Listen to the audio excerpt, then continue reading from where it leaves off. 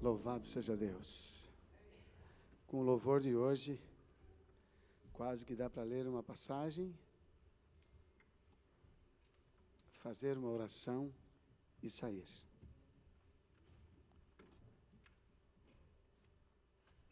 No sábado passado, nós falamos sobre crer e duvidar. E eu revi a mensagem para tirar as duas últimas frases que eu mencionei para vocês na mensagem do sábado passado. Nem todos serão salvos, foi uma delas. Nem todos serão salvos, porque não querem. Quem não será salvo? Somente aqueles que não querem. Eu acho que vai ter momentos hoje de confiança e vitória entre nós aqui. E eu não quero que vocês deixem a resposta às minhas perguntas apenas ao meu amigo, que sempre responde com tanta força e com tanta coragem. Dividam com ele essa responsabilidade e respondam também. A outra frase foi: nem todos serão salvos, porque não, aliás, Deus, essa foi uma frase. A outra: Deus só não salvará você se você não quiser. Deus só não salvará você se você não quiser. Eu vou falar a primeira frase, a primeira parte da declaração, e vocês falam a partir do C, tá bom? É como se fosse uma leitura responsiva, tá bom? Deus só não salvará você. Tá, nós vamos corrigir isso aí, vamos dizer assim: se eu não quiser. Eu posso dizer você, porque vocês estão lá, eu estou aqui. Mas quando você vai dizer, se fala eu, ok? Então, Deus só não salvará você. Thank you. Vamos usar a outra frase também. Nem todos serão salvos por Deus, porque não quiseram. Nem todos serão salvos por Deus, por quê? Só por esse motivo. Não há limitação no poder de Deus, nem duvidar sobre sua vontade, porque Deus amou o mundo de tal maneira que deu o seu Filho para que todo aquele que nele crer não pereça, mas tenha a vida eterna. Este é o centro da nossa reflexão, a salvação. Prestem bem atenção num detalhe que tem abalado a fé de muitos crentes. Nós colocamos no mesmo nível as promessas de Deus, de sempre responder aos seus filhos, de sempre estar com eles, de sempre ouvi-los. Nós colocamos estas promessas de Deus no mesmo nível para todas as coisas. Para o pedido de um emprego, para a saúde, para a solução de um problema de relacionamento, para empreendermos uma viagem, para o resgate de uma pessoa que se afastou dele, para a salvação de um ente querido, nós colocamos para a nossa salvação, ou seja, nós colocamos as promessas de Deus, garantidas e confirmadas em sua palavra, todas no mesmo nível. Ou seja, nós usamos as promessas para todas as coisas. E Deus tem em suas promessas um ponto somente central, imutável, e que sempre Ele garantirá o cumprimento. Só um, não tem vários, não tem 10, não tem 30, não tem 2, tem um só. As promessas de Deus estão vinculadas ao centro e atenção principal de toda a obra do universo, na pessoa de Jesus Cristo, que é a nossa salvação. Todo mais é acessório. Então, Ele pode me salvar me dando a cura numa doença, e Ele pode me salvar não dando a cura naquela doença. Ele pode me salvar dando o emprego de que pedi para Ele. Ele pode me salvar através do resgate da família que eu estava perdendo por uma ameaça de divórcio. Ele pode me salvar pelo resgate do meu filho, que se afastou e se afundou nas drogas e que agora se arrependeu. Ele pode me salvar, o meu filho se mantendo nas drogas, porque ele não quis voltar. Ficando nas drogas ou voltando, tendo a cura ou permanecendo a doença, isso não poderia alterar a minha visão e confiança de Deus. Esse é o centro da nossa reflexão hoje. Então, preste atenção no título de hoje. Quem quer, tem. Se não tem, não quis. Vamos imaginar duas situações. Uma boa e uma ruim. Alguém dentre nós pediu a nossa intercessão, como quando aconteceu em Ashton, quando nós estávamos lá, uma igrejinha pequena, de aproximadamente 100 membros, naquela época. E a Tanaquinha, como era o nome dela? A Laís, apelidada de Lala. A Laís, a Lala Tanaka, foi diagnosticada com câncer nos ossos. Não só isso. Ela foi submetida a um exame que se faz na confirmação do câncer, de um câncer, que é a retirada de uma parte do tecido para exame fora do corpo. Ou seja, ela se submeteu a uma cirurgia tremenda para que o médico chegasse ao osso comprometido, que era na sua perna, e retirasse uma parte do osso para examinar e confirmar o diagnóstico. E, infelizmente, foi confirmado. Ela realmente tinha câncer no osso, ou nos ossos. Havia uma cirurgia marcada para a retirada da parte comprometida e a tentativa médica, científica, de cura dela. Mas todo mundo sabia que lutar contra essa doença é algo, do ponto de vista da medicina, é algo praticamente perdido, a não ser em 2 cânceres comuns, o câncer de mama, aliás, 3, o câncer de mama, o câncer de tireoide e o câncer da próstata, quando ainda alcançado em tempo. Mas, dentre todos esses 3, são os que dão mais esperança de cura através da medicina, da cirurgia. E a Lala tinha o dia marcado para a cirurgia, e, infelizmente, aquele sniper, ele foi suspeitado de que ele fora localizado na 495. E quando ela já estava no hospital, 5 da manhã, com os pais, o médico não conseguiu chegar, porque a polícia metropolitana fechou toda a 495, ninguém ia, ninguém vinha. E esse médico que chegaria, a cirurgia estava marcada para 7, ela chegou às 5, ele provavelmente chegaria às 6h30, imagino. Ele não conseguiu chegar ao hospital e a cirurgia foi suspensa e adiada, eu não lembro muito bem, mas acho que 1 semana ou 15 dias. Foi um tempo curto, não foi um tempo muito longo. Mas tudo de novo, processado. Ele é uma autoridade mundial nesse câncer especificamente de ossos, esse profissional. E ele fizera a biópsia, o exame do tecido.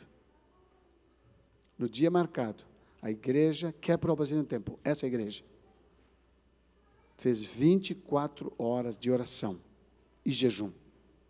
Intercedeu pela Lala insistentemente, durante um período de 24 horas.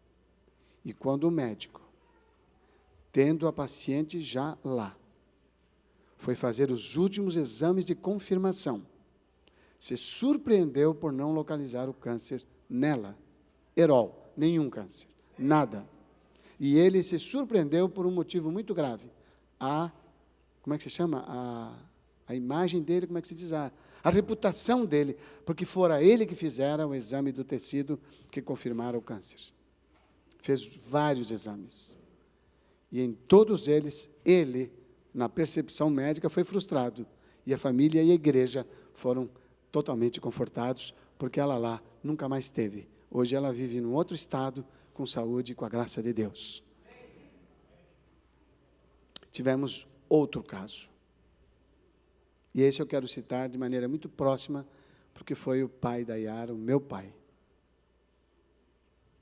O vovô teve câncer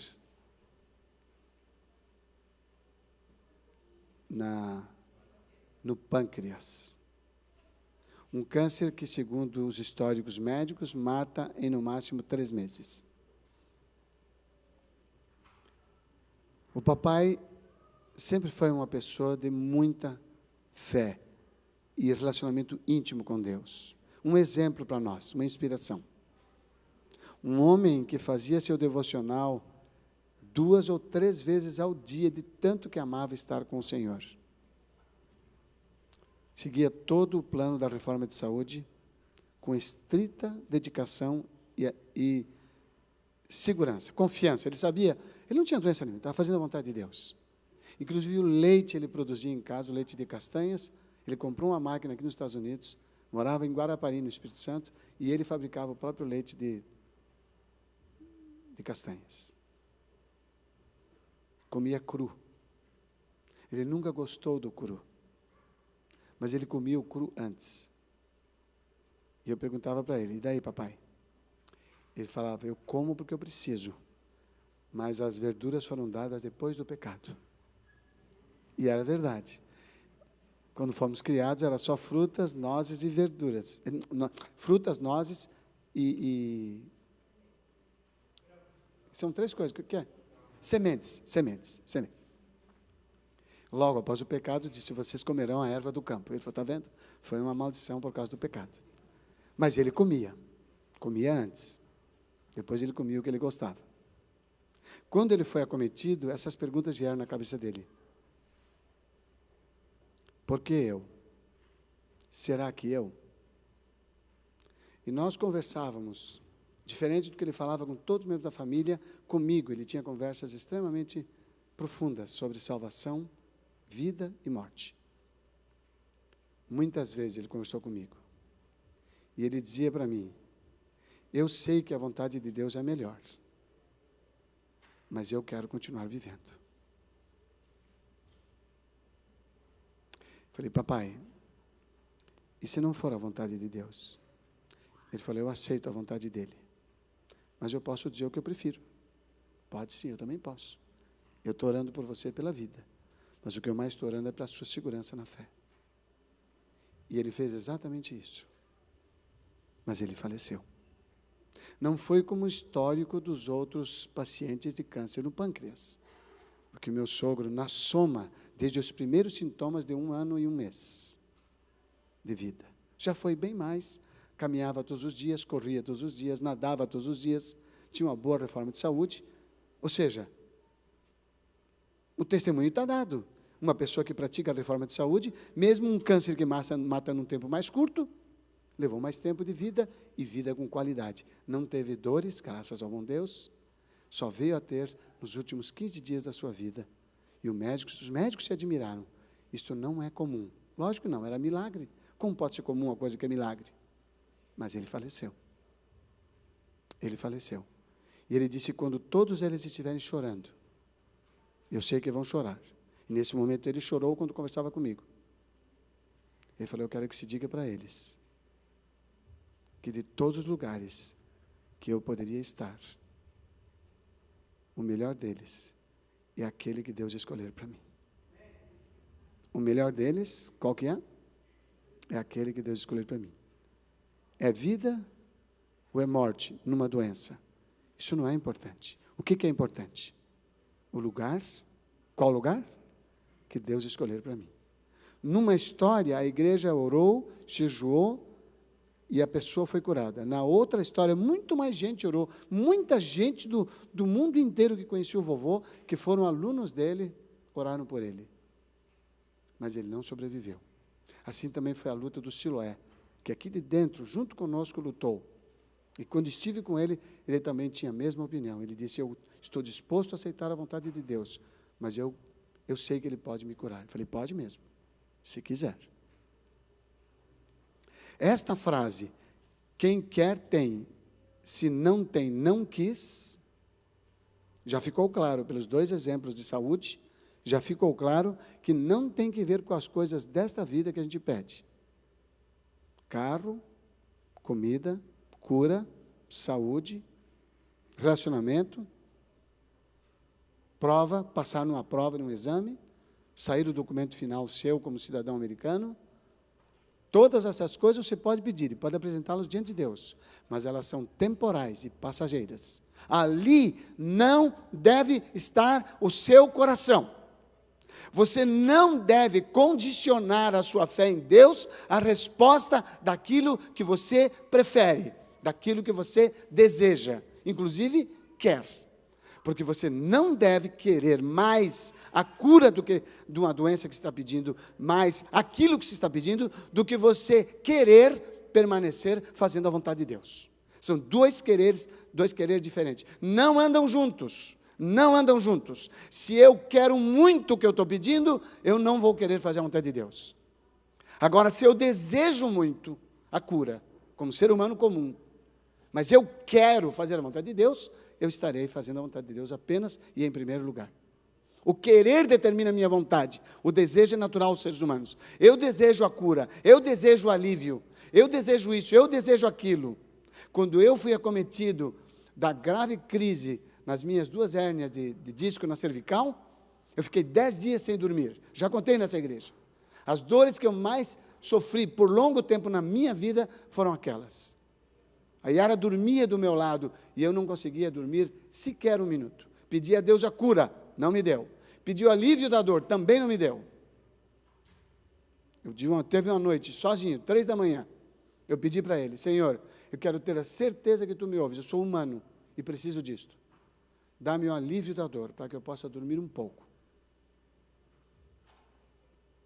Nem ajoelhar eu podia naquela época.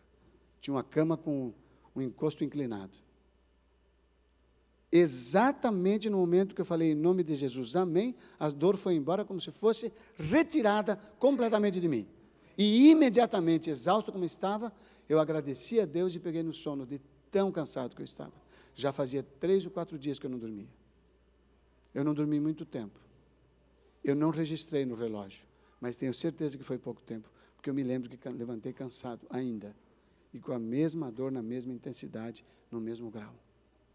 Mas Ele tinha respondido a minha oração. Aí eu fiz o 3º pedido para Ele. Senhor, já que a cura eu não posso ter, nem o alívio da dor, ajuda-me que eu não esqueça do Teu amor por causa da dor. E esta oração foi respondida. Porque eu estive com Ele, aparentemente a dor tornou-se reduzida, pela certeza de que tinha alguém sofrendo comigo, mesmo não podendo reduzir a dor, pelo propósito do seu coração. O seu coração. Qual era o propósito dele?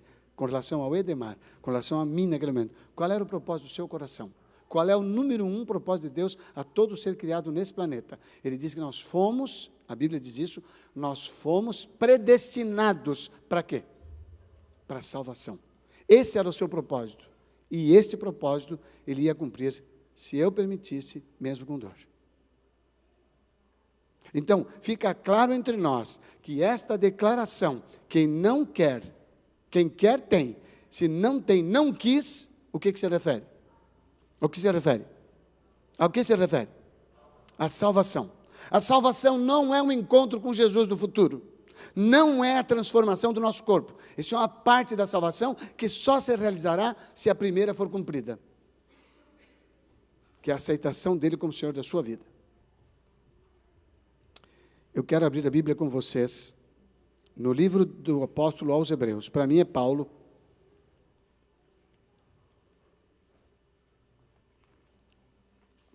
Capítulo 10.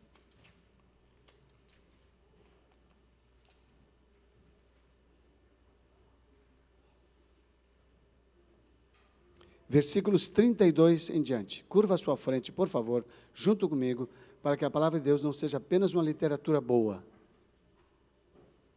mas seja um poder na sua vida. Querido Pai, estamos na tua presença na liberdade do culto, na liberdade de consciência e com o privilégio de ter a tua palavra em nossas mãos. Agora vamos lê-la e ouvi-la. Dá-nos a graça do Espírito falando a cada um de nós. A cada um de nós, Senhor, segundo a nossa necessidade individual. Pedimos em nome de Jesus. Amém. Versículo 32. Lembrem-se dos primeiros dias, depois que vocês foram iluminados, quando suportaram muita luta e muito sofrimento. Verso 33. Algumas vezes vocês foram expostos a insultos e tribulações. Em outras ocasiões, fizeram-se solitários com os que assim foram tratados. 34. Vocês se compadeceram dos que estavam na prisão, e aceitaram alegremente o confisco dos seus próprios bens, pois sabiam que possuíam bens superiores e permanentes. Verso 35. Por isso, não abram mão da confiança que vocês têm. Ela será ricamente recompensada. Verso 36. Vocês precisam perseverar, de modo que quando tiverem feito a vontade de Deus, recebam o que Ele prometeu. Pois em breve, muito breve, aquele que vem virá e não tardará. Mas o meu justo viverá pela fé, e se retroceder, não me agradarei dele, diz essa tradução. Eu quero partilhar com vocês um texto. Põe para mim, por favor.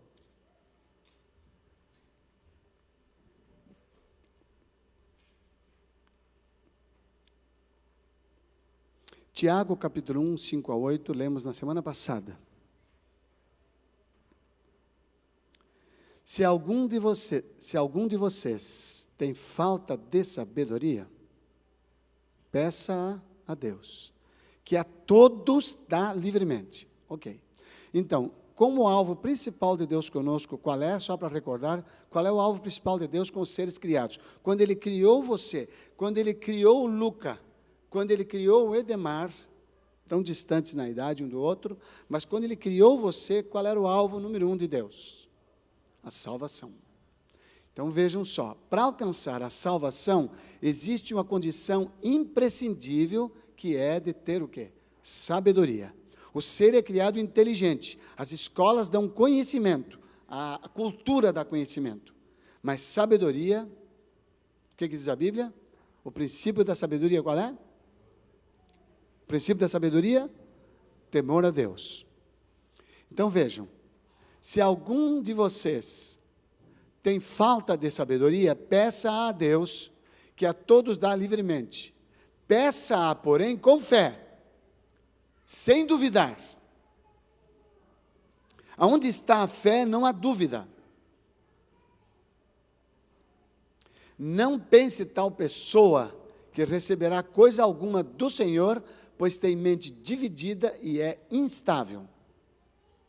Então, entre nós, ninguém pode julgar um ao outro, mas entre nós, cada um pode se analisar e dizer, eu duvidei, eu balancei, quando as coisas não saíram como eu quis, quando não fui atendido como eu pedi, eu me balancei, eu duvidei, então eu tinha o que? A mente e o que estava?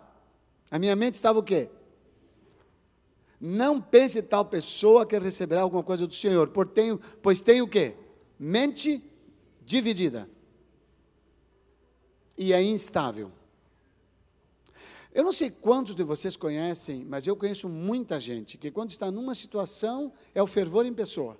A situação muda, o fervor vai para o ralo. Conhecem gente assim? Não levante a mão, você é uma pessoa assim? Quando está tudo bem, você comemora, celebra, fala de Deus o tempo todo, sai pelos 4 cantos da boca. Ai, Deus é maravilhoso, você nem sabe, minha filha casou e o sujeito é maravilhoso. Ah, você não sabe, eu arrumei o emprego que eu queria, maravilhoso. Você nem sabe, eu estou com a saúde nota 10. Você nem sabe. Então, está tudo bem, é uma pessoa que fala de Deus para todos os cantos. E daí uma das coisas dessas, mesmas coisas dá erradas. Onde é que tu estás? Cadê? Por que comigo? O que eu fiz de errado? É a mesma pessoa, não é? Muitas vezes é. Esta pessoa é o quê? Pessoa de mente o quê? Instável e dividida. Ela é uma pessoa instável e de mente dividida. Então, nesta manhã, eu quero mostrar para vocês que se você foi uma pessoa de mente instável até hoje, sua história pode mudar hoje, com a graça de Deus. O que a fé não é? O que ela não é? Na sua opinião. O que a fé não é? Algo que depende de prova. A fé não pode depender de prova. Ellen White diz: muitos possuem uma fé nominal em Cristo, mas nada sabem da vital confiança nele, a qual, essa confiança, se apropria dos méritos de um Salvador crucificado e ressurreto.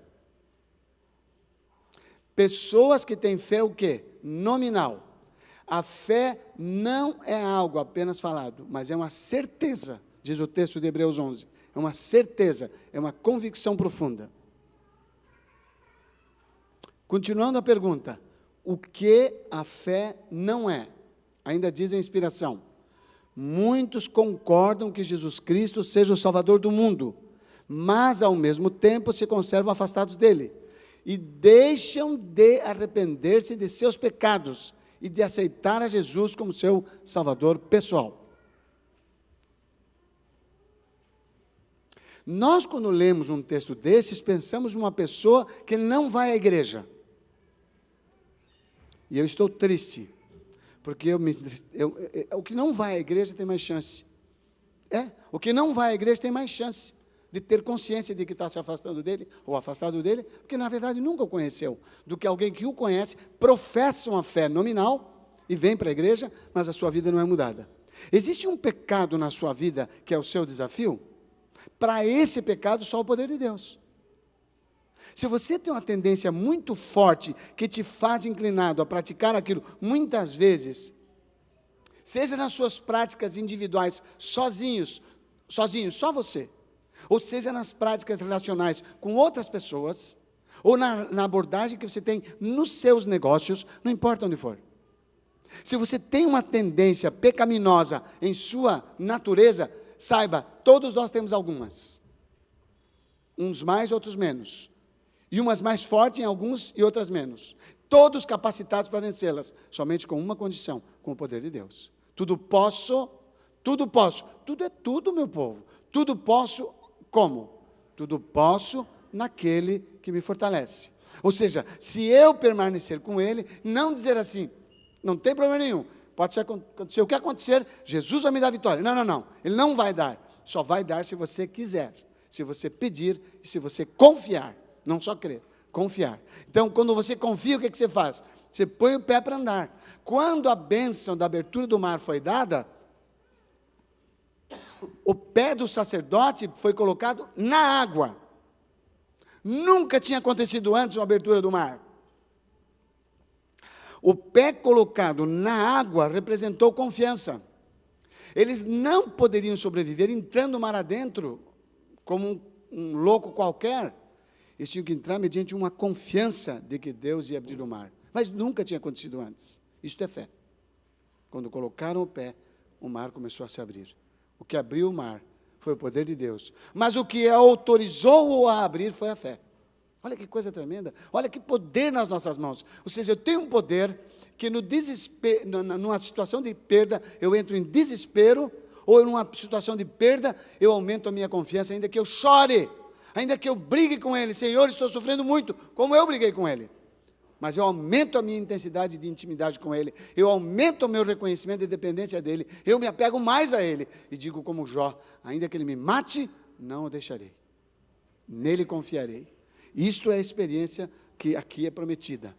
Muitos concordam que Jesus Cristo é o Salvador do mundo, mas ao mesmo tempo se conservam afastados dele e deixam de arrepender-se dos seus pecados e de aceitar a Jesus como seu Salvador pessoal. Romanos capítulo 8, 29 e 30. Romanos 8, versículos 29 e 30. Diz o texto sagrado: pois aquele que de antemão conheceu, também os predestinou para serem conformes à imagem do seu Filho, a fim de que ele seja o primogênito entre os irmãos. E os que predestinou também chamou, e aos que chamou também justificou, e aos que justificou também glorificou. Aos que chamou, justificou, e aos que justificou também glorificou. Qual é o centro da nossa confiança de salvação normalmente? Qual é o centro? Dos três aí. Chamou, justificou, glorificou. Qual é o centro da nossa atenção? Quando a gente conversa uns com os outros sobre salvação, qual é o centro da nossa atenção? É no chamado, na justificação ou na glorificação? Normalmente. A maioria de nós, como adventistas, a gente está concentrado na glorificação. A volta a Jesus, porque lá vem a salvação. Não. Lá não vem salvação. Lá não vem salvação. A salvação vem agora. E quando ela vem agora, você vai estar lá. Porque senão ele vai olhar para você e vai dizer, não te conheço. Eu não te conheço. Mas como assim não conhece? Deus pode não conhecer alguém? Quando ele diz, não te conheço, ele fala, não o conheço como meu filho. Você já não falou isso para o seu filho? Eu não acredito que é o meu filho que está fazendo uma coisa dessas. Já não falou isso? Eu não acredito que é meu filho. Eu não acredito que esse é o meu irmão. Às vezes um irmão que a gente já sabe que não fazia aquilo. Eu não acredito que é meu irmão. Então ele está falando, eu não acredito, eu não conheço você. Eu não conheço você como meu filho. É o que ele vai dizer. Mas olha o que nós podemos refletir sobre isso nesse texto. Sua fé, destes que não abandonam o pecado, desses que não conseguem vencer, portanto, quem não abandona o pecado está salvo, não. Hello? Ô pessoal internauta, vocês podiam falar em voz audível para que eu escute vocês aí da internet? Porque os que estão aqui, eu não estou escutando. Poderia, por favor, um equipamento eletrônico me dar a chance de ouvir alguém me responder isto, please? E eu estou calmo ainda.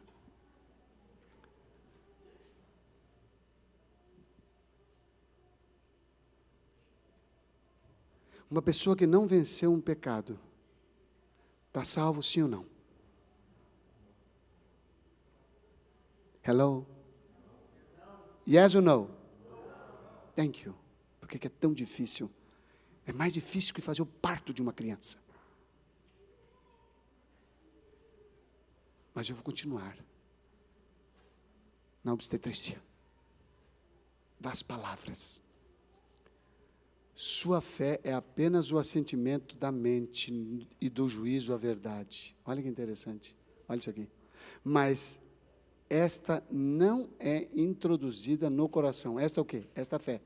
Não é introduzida no coração para santificar a alma e transformar o caráter. O que muda? O que quer dizer introduzida no coração? Você gosta de fazer a vontade de Deus, mesmo quando Ele não satisfaz a sua. Quando está no coração, você ama Ele como pessoa e o que Ele pede de você.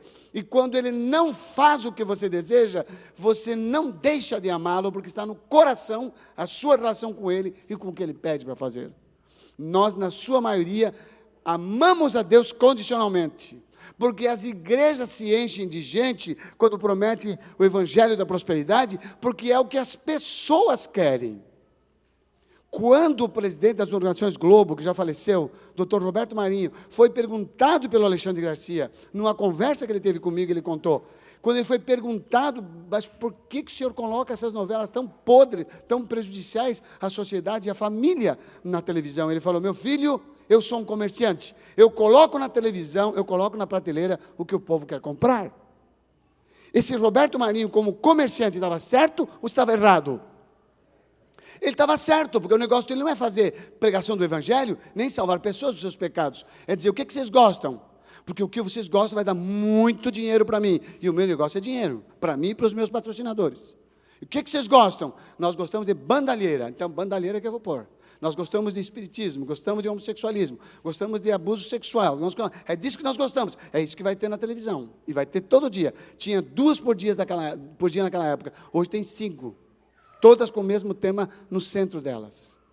Porque é isto que as pessoas querem. E é isto que você, por natureza, quer. Sabe por quê? Porque você também viu muita novela. Hoje não deve estar mais vendo. Eu espero em Deus que essa porcaria desse canal não chegue para você nesse assunto aqui. Não levante a mão. Eu ignorante, eu sou mais feliz. Não, eu vou crer que você não vê. Porque ela te destrói. Mas por que você vê se te destrói? Porque é disso que nós gostamos.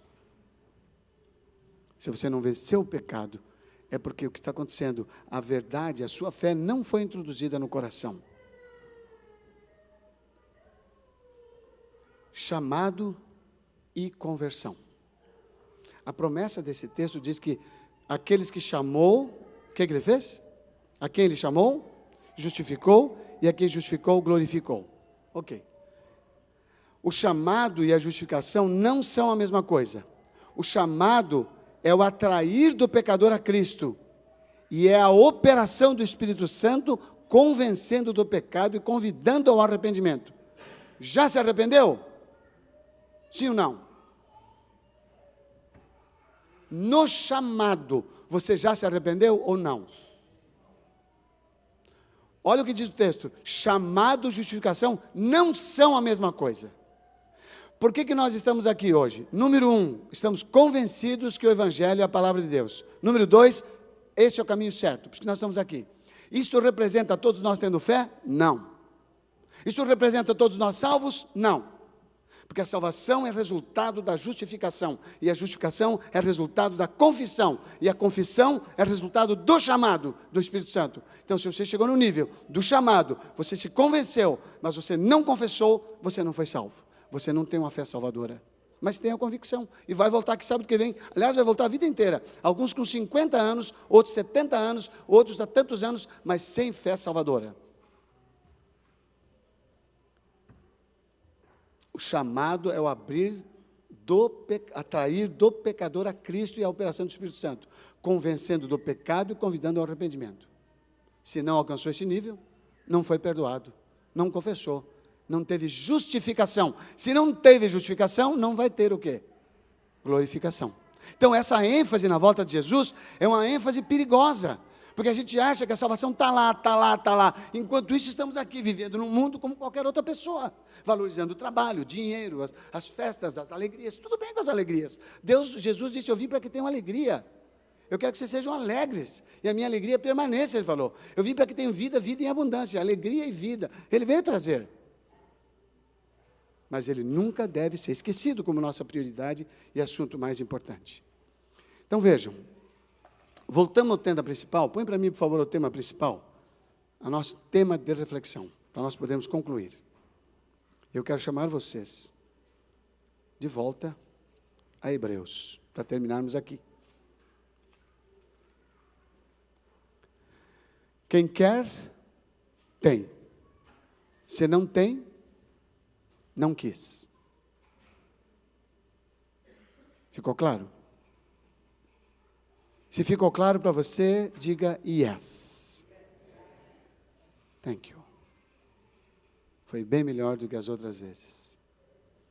Eu estou me tornando uma pessoa tão conformada que eu aceitei 42% de respostas nesse momento. Mas estou bem, estou bem. Que antes nem 5%. Então, o lucro é grande. Hebreus 10, ainda.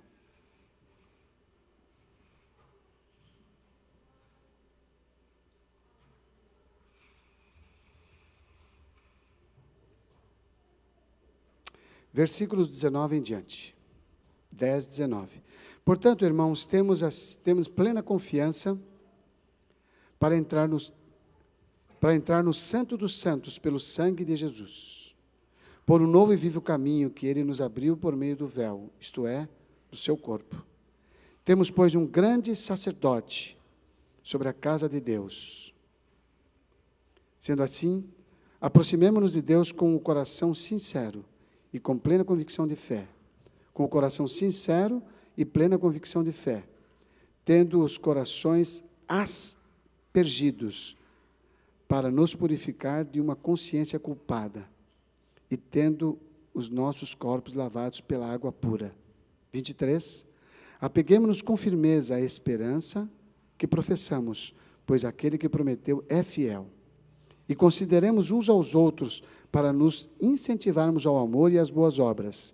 Não deixemos de nos reunir na igreja, segundo o costume de alguns, mas procuremos encorajar-nos uns aos outros, ainda mais quando vocês veem que se aproxima aquele dia. Agora veja o 26. Se continuarmos a pecar deliberadamente, depois de termos o conhecimento da verdade, já não resta sacrifício pelos pecados, mas tão somente uma terrível expectativa de juízo e de fogo intenso que consumirá os inimigos de Deus.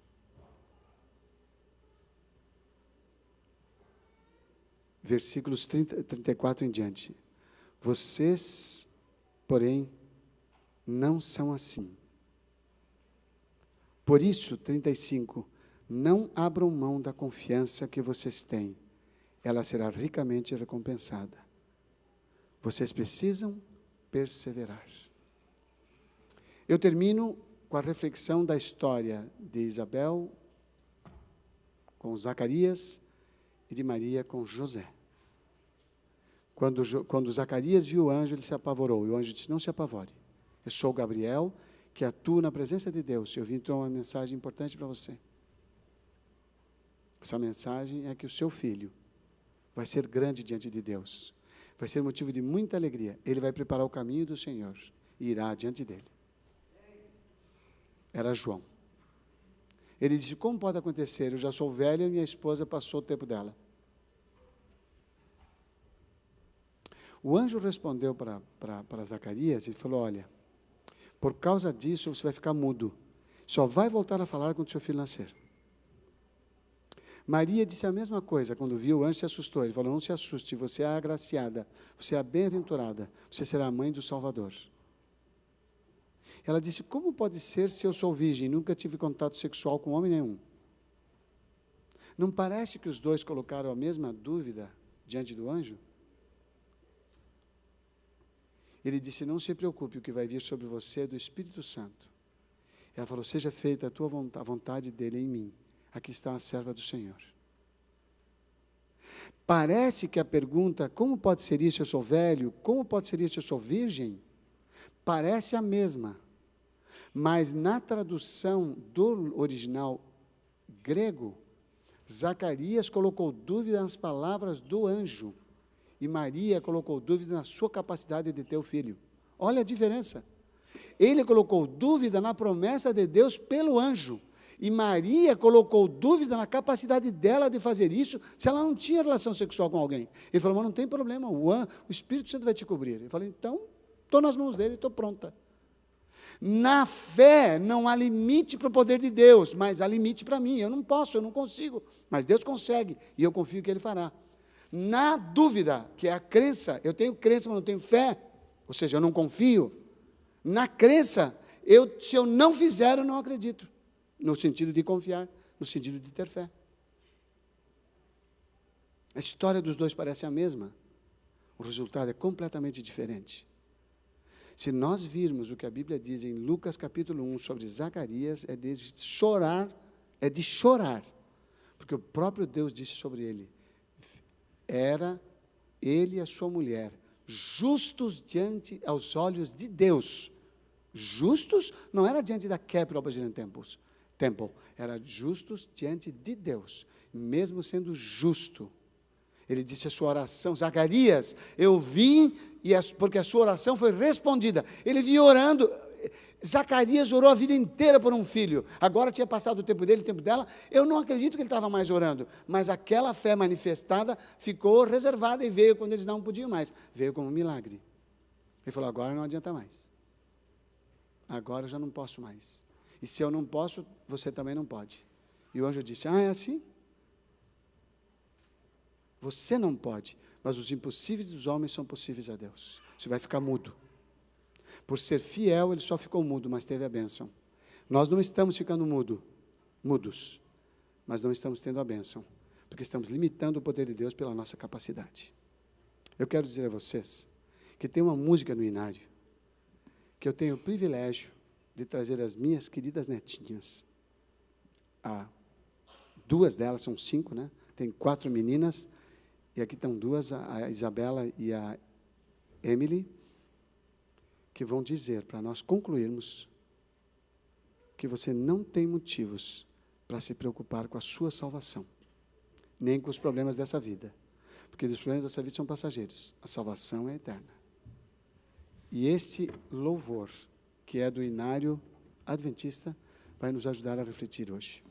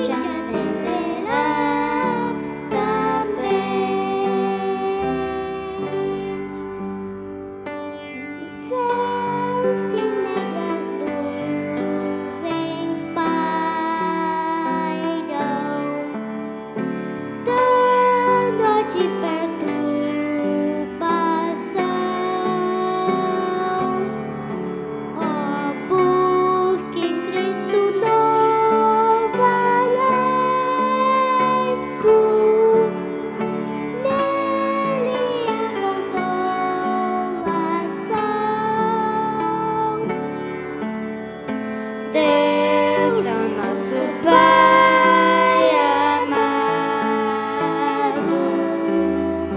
quitas a visela bela,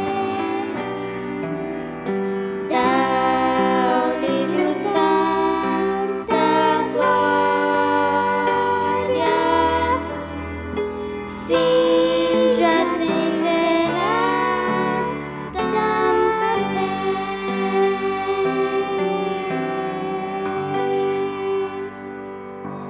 É pai ou não é pai? Pai amado. Você é que tem que decidir amá-lo, porque Ele já nos ama sem depender da nossa vontade.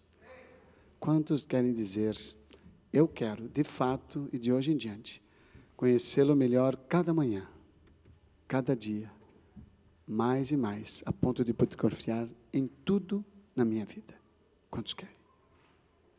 Senhor, nossa mão levantada é a confissão de nossa necessidade, de que nos assistas, que sustentes a nossa palavra, de modo que ao buscá-lo a cada manhã, realmente possamos confirmar que Tu és o nosso Pai amado. Ajuda-nos a depender de Ti muito mais quando as coisas não saírem como nós queremos, para que em nós a salvação de Cristo Jesus seja confirmada em todas as ocorrências da nossa vida, pois é em Seu nome que te pedimos. Amém. Louvado seja o Senhor.